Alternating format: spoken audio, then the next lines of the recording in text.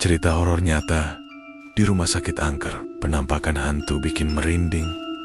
Aku masih ingat betapa gugupnya aku ketika malam itu berdiri di depan gerbang besi tua rumah sakit yang sudah dipenuhi karat. Angin malam membawa suara gemerisik daun dan desiran ranting bergesekan, seolah-olah ada bisikan yang menyuruhku untuk pulang. Namun, tugas sebagai jurnalis membuatku tetap bertahan. Bosku menginginkan laporan tentang cerita nyata horor di kota ini, dan rumah sakit terbengkalai inilah yang paling sering disebut dalam cerita warga.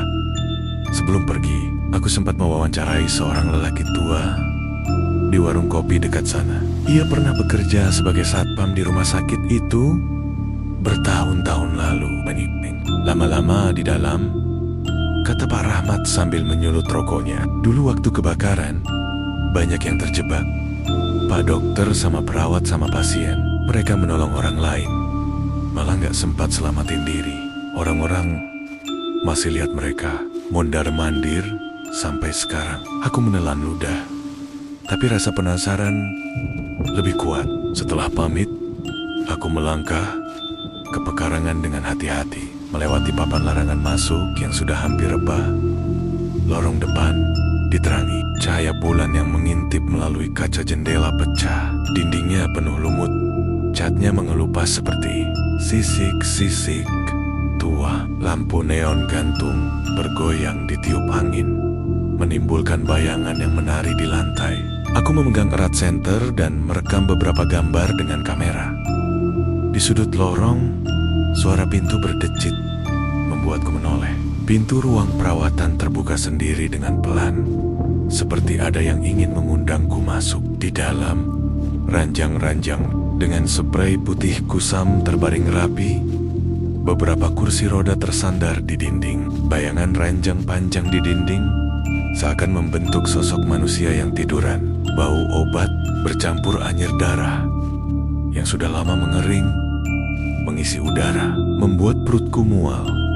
Aku teringat cerita Pak Rahmat tentang seorang anak kecil yang meninggal di ruang perawatan karena kesalahan prosedur. Konon, ia sering tampak duduk di sudut ruangan, menangis mencari ibunya. Aku tak melihat apa-apa, tetapi bulu kudukku meremang. Aku berbisik, "Permisi, saya cuma mau menulis cerita." Tidak ada jawaban, tetapi ada bunyi langkah kaki kecil berlari menjauh di ujung lorong. Entah itu imajinasiku atau bukan, aku melanjutkan ke ruang operasi. Pintu besarnya berat dan berkarat, tetapi berhasil kudorong. Di sana, lampu operasi menggantung, tercutap debu. Meja operasi dikelilingi alat-alat bedah berkarat yang membuatku merinding. Tiba-tiba aku mendengar suara gemerisik, seperti kain diseret di lantai. Di balik tirai plastik, muncul bayangan seorang pria memakai jas dokter. Tubuhnya tidak utuh, sebagian dadanya hitam gosong. Ia mendorong ranjang bedah tanpa pasien. Aku melangkah mundur perlahan, mencoba menahan napas. Saat ia melewati tempatku berdiri, aku merasakan hawa dingin menusuk tulang. Ia berhenti di depan lemari obat, menoleh ke arahku. Wajahnya datar tanpa ekspresi, matanya kosong. Namun aku bisa melihat seberkas sedih di sana. Tangan kurusnya kemudian menunjuk ke arah pintu lain yang menuju ruang gawat darurat. Suara berat keluar dari bibir yang retak-retak. "Jangan, ambruk." Aku tidak mengerti pada awalnya, hingga ia lenyap seperti asap. Aku terdiam beberapa detik, sampai teringat peringatan itu. Barulah aku menyadari bahwa lantai di ruang gawat darurat itu retak-retak. Kalau aku melewatinya, mungkin aku akan terperosok. Keringat dingin menetes di kening. Aku bergidik, bersyukur hantu itu dokter yang mungkin bernama Dr. Herman seperti yang diceritakan Pak Rahmat masih berusaha menolong. Aku memutuskan untuk memutar balik dan menuju ruang administrasi. Di atas meja berantakan, kubuka laci-laci penuh berkas. Ada map coklat kusam bertuliskan kasus kebakaran 2007. Di dalamnya terdapat catatan laporan insiden. Ruangan listrik meledak, api merambat cepat. Petugas panik. Pasien di lantai 4 tak sempat dievakuasi. Terdapat daftar nama korban, termasuk seorang perawat bernama Siska Aku juga menemukan buku harian kecil, tulisan tangan rapi memenuhi halaman pertama. Aku perawat baru di sini. Hari ini menangani pasien anak bernama Tina.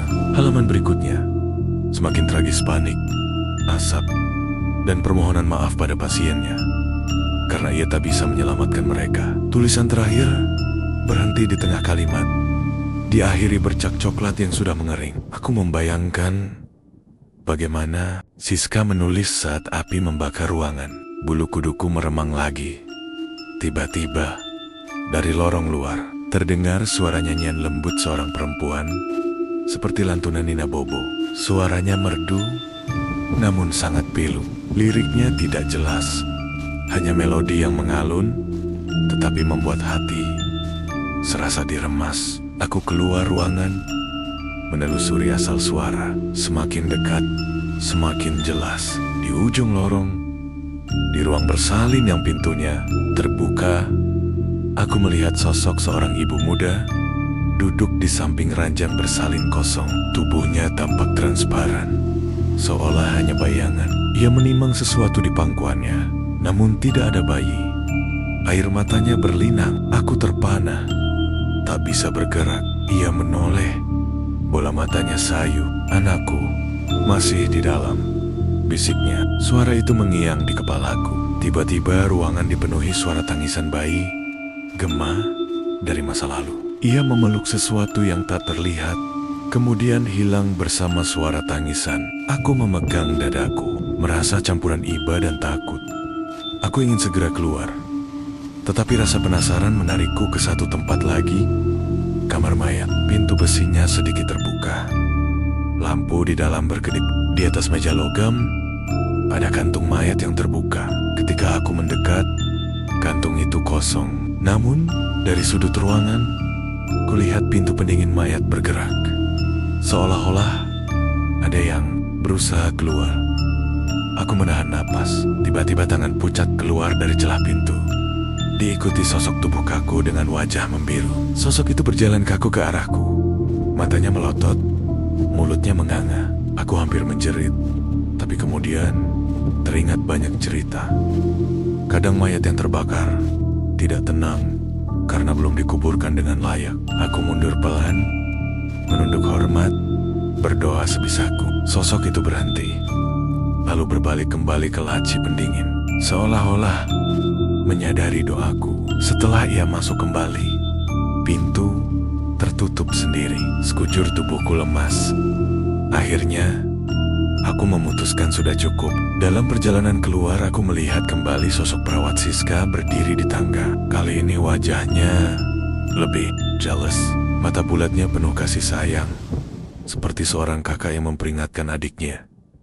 "Pulanglah," katanya perlahan. Aku mengangguk dan berlari keluar. Begitu melewati gerbang, suara jangkrik dan angin malam terasa seperti pelukan hangat. Keesokan harinya, aku mengunjungi arsip kota untuk memastikan kebenaran nama-nama itu. Laporan koran tahun 2007 memuat berita kebakaran hebat di rumah sakit tersebut, menyebut nama Dr. Herman dan perawat Siska yang meninggal saat mengevakuasi pasien. Ada juga laporan tentang seorang ibu yang kehilangan bayinya saat proses persalinan karena keterlambatan dokter. Semua cocok dengan yang kulihat. Aku merasa bersalah telah meragukan cerita Pak Rahmat. 2 malam kemudian, saat aku tengah menulis artikel di ruang kerja, telepon rumahku berdering. Nomor tak dikenal. Suara di ujung sana terdengar seperti gemerisik, lalu samar-samar. "Terima kasih," seperti suara perawat Siska. Bulu kuduku meremang lagi. Telepon langsung terputus, meninggalkan keheningan yang mencekam. Mungkin itu hanya imajinasi. Mungkin ada penjelasan logis, tetapi bagiku itu tanda bahwa mereka menyadari usahaku menceritakan kisah mereka.